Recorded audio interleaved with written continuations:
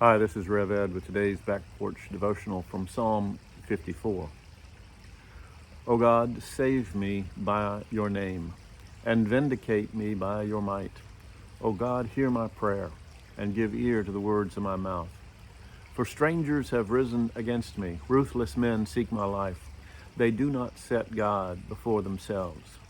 Behold, God is my helper, the Lord is the upholder of my life. He will return the evil to my enemies. In your faithfulness, put an end to them.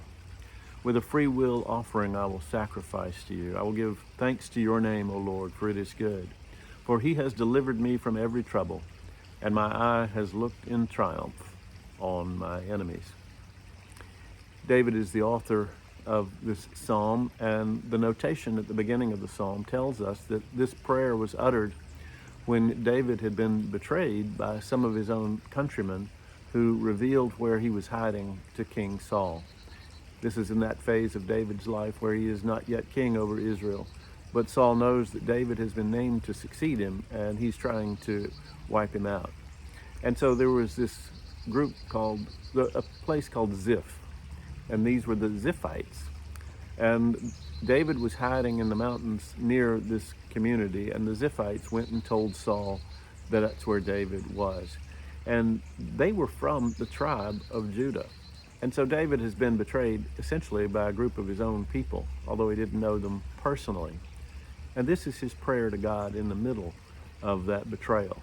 And he just says, God, save me by your name.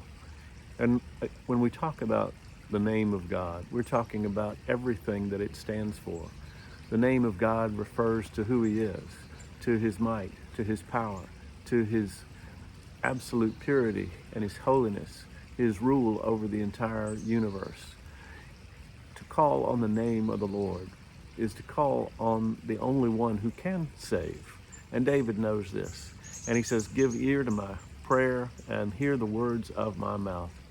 He says, strangers have risen against me. Even though they're his own countrymen, they might as well be strangers to him.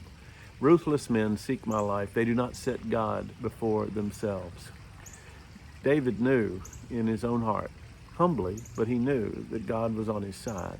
And the people who opposed him were therefore not on the side of God. But David trusted in God to help him. He says, God is my helper. The Lord is the upholder of my life. He will return the evil to my enemies. In your faithfulness, put an end to them.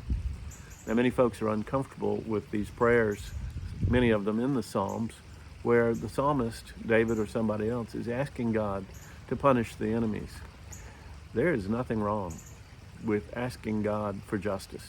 There is nothing wrong with asking God to hold back those who would do harm, either to us or to other people.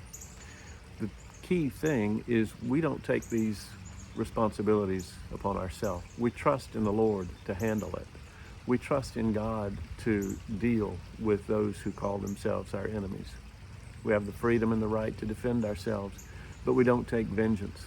And we ultimately trust in God to set all the accounts right. And so David says, with a free will offering, I will sacrifice to you. I will give thanks to your name. The free will offering under the Old Testament system was one that was not required for any particular reason. It was just someone did out of absolute gratitude and thankfulness to God. And David says, when I get out of this mess, I'm going to make an offering to you because I know you are my deliverer. I know you will protect me. He has delivered me from every trouble. I will give thanks to your name, O Lord, for it is good. We trust in the name of the Lord our God. David is being hounded. He's being persecuted. He's being hunted.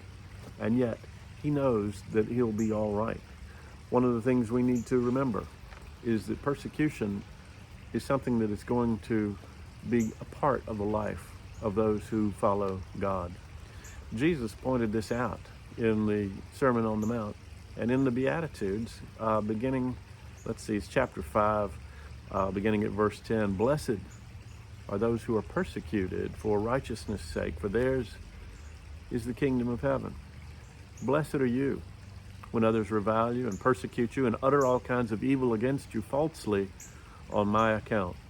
Rejoice and be glad, for your reward is great in heaven, for so they persecuted the prophets who were before you. And later on, Jesus says, if they persecuted me, they're going to persecute you. Anybody who seeks to live a righteous life is going to come in for some form of attack or persecution in this life. And just like David, we can trust in the name of the Lord our God.